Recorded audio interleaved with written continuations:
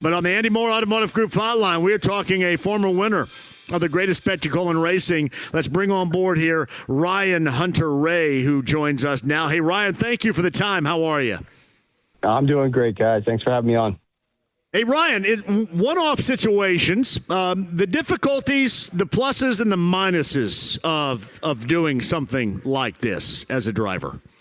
Yeah, I mean, it's unique with, especially with Arrow McLaren. It's such a big team, and I've been basically embedded in the program since the beginning of the season, so I don't really feel like a one-off. The tough part is, I guess, getting a group of people together in the most competitive racing series in the world, in the biggest event, the biggest race in the world, and executing flawlessly and on one day. I think that's the hardest or the biggest uphill climb, I guess you can say, is just trying to sort that out. But man, they've thrown all the talent at it, and I'm thrilled to be here. That's for sure. So Ryan Hunter-Reay is with us. How empty was the feeling a year ago? Because it felt like you were primed to win another one, and you didn't. What was the feeling like at the end of that race when you kind of rewind that in your head?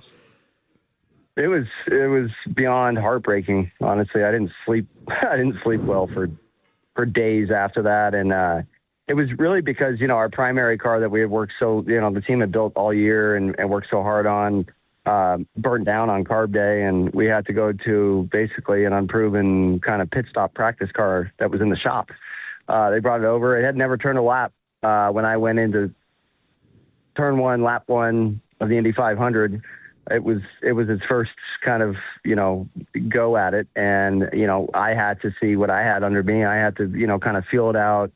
And we had to make aero adjustments through the whole race. And the fact that we were going to come out in front of the eventual leader, Alex Blow, with two lap cars between what would have been us and him, it's just, it's gut wrenching, man. But that's the Indy 500. That's why it'll deal, the greatest blows, and it'll give you the most amazing moments of your life. Do people not know? People, when you and others would suggest that really IMS dictates terms on the champion so much. You don't really understand that until you're behind the wheel, until you live it. I'm assuming, like you have in this case, right? You don't truly understand it. Even if you say it, you just don't understand. Yeah, correct. It is. It's that way. And honestly, I've experienced every high and low this place has to offer, being on the front row, being on the back row, being bumped out, winning the race, having it, ripped from my hands within sight of victory, all facets of it. And honestly, just makes me love the place even more and respect it even more. It is like nothing else in racing or in sports. I've always wanted to ask this of you, and I will right here. Does the joy of winning, does it outweigh the kick in the groin of the circumstances that go in the negative category? I mean, I'd have to say yes. The ones that have got away, they haunt me more than I feel like I think about the win. But like many drivers told me after the race, they're like, hey, at least you have one, man. And I'm like, oh, that doesn't make me feel much better, but I get it from their perspective, So it's all about perspective, and yeah, I mean, winning Indy was I was a tiny little kid in front of the TV watching my heroes race this race, and I ended up winning the thing. So I have to be thankful for that, and I am. But that doesn't make it any easier when a second gets away from you. From Arrow McLaren, it's Ryan Hunter-Reay. He's on the Andy Moore Automotive Group hotline. Carb Day coming up on Friday, 1:10 coming up on Sunday morning. Again, Tony Katz and I, Pagoda Plaza. We start at 6 a.m. until 11, getting you set for that 93.5, 107.5 The Fan, 93 WIBC. Do you enjoy this portion of your career more than when you first started? Because listen, I always like to know from veterans like you, where are you right now and how much you enjoy it compared to not knowing what to expect for the first time of being a part of this. What's been more enjoyable for you as far as your career is concerned? I mean, I can't say one or the other.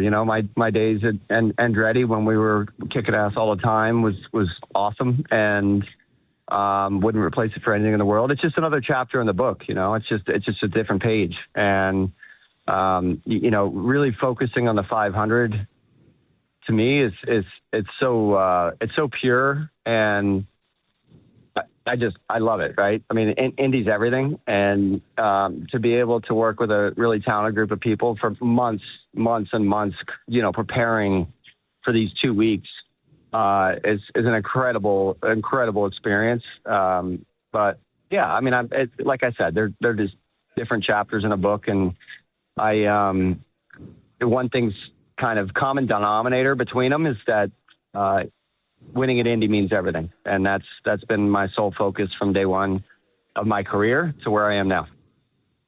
Ryan, is this competitive fix you have in competing in the Indy 500, is that a must for you? Can you envision yourself without the Indy 500 and not racing in this right now? Is that a fix you have to have? I mean, when it comes to competing in it, I'm never here to be a part of it, right? I'm never here to be an IndyCar driver or be a driver in the race. I'm here, and I make these decisions every year because I want to win it. Do I have do I have the pieces to the puzzle to win it? Is that being offered to me? Is it possible? And that's when I make my decisions.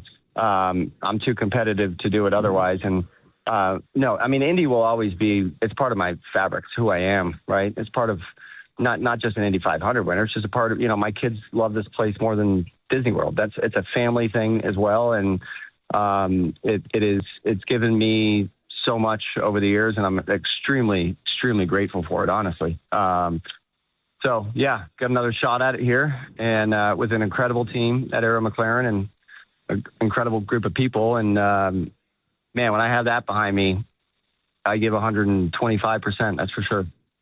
You roll off 22nd. Do you feel like you have the pieces this year to get where you want to go?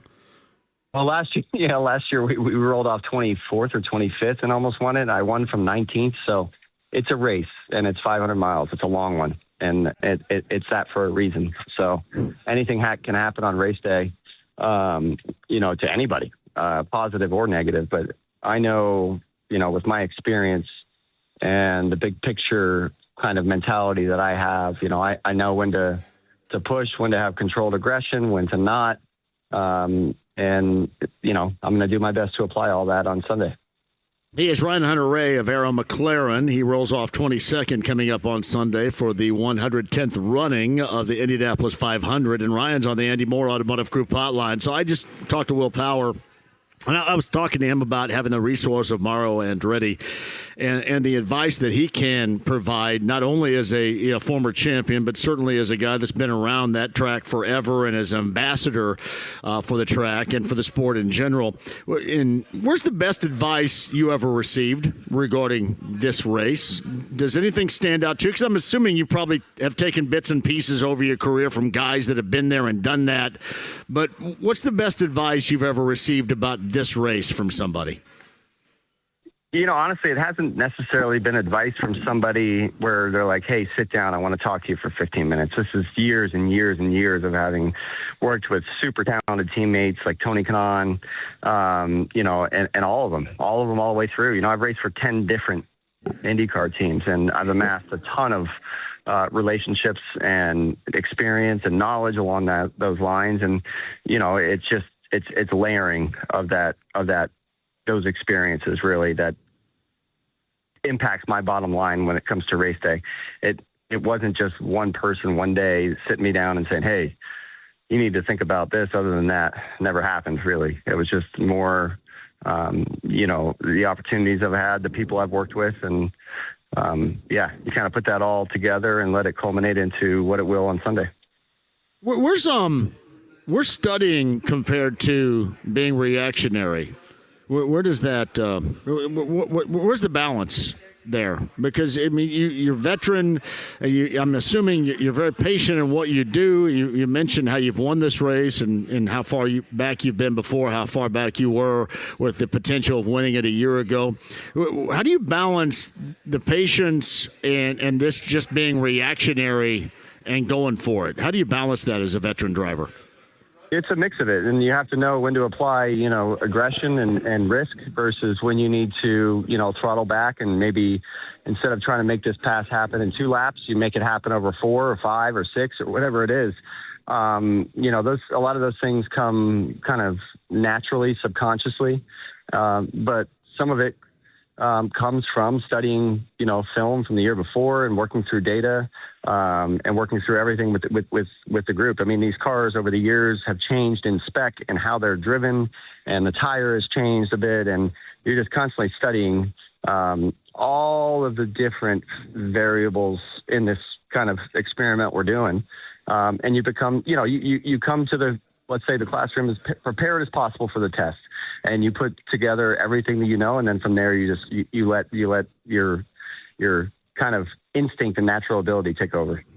If there was something you could change, and you think it would change this race or the car that you wheel for the better and be more competitive for everybody, is there anything that you would provide informationally speaking that you think would make this thing better? The race, the car, the racing itself?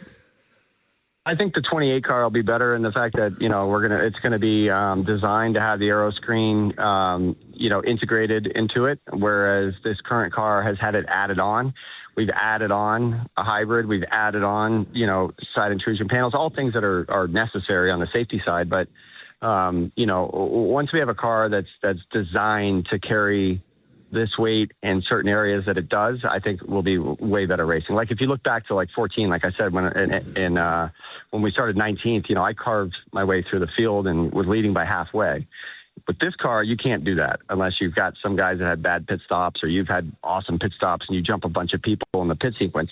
So I think we need to get back to that. When you have a good race car, you should be able to knife your way through the field. As it is currently, it's difficult to do from, P4. So, we'll get there, but this car is certainly, and you will see on Sunday, it's gonna put on a great show, and this is the most competitive racing series in the world. So it just so happens to be at the biggest sporting event in the world as well. So it's a pretty cool combination. 2014, you won the greatest spectacle in racing. Was that your best car? Yeah, I'd have to compare it to my 2016 car, which we were going to win that one as well. And I hate saying we would or we should or whatever. The thing was awesome. It was same feeling I had in 14. Unfortunately, we got taken out in a pit road incident. Somebody ran into us. So that happens. It's racing. But, I'd say 2014 and 2016 were my most dominant cars.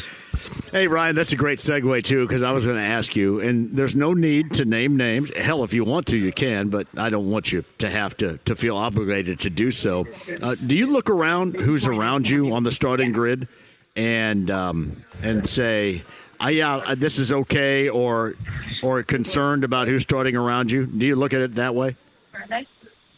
Oh, you take stock in everybody, it's like different personalities. Same way, these guys drive race cars. Everybody, their kind of nuances, what they might do, what they might not do, the sketchy ones, all that.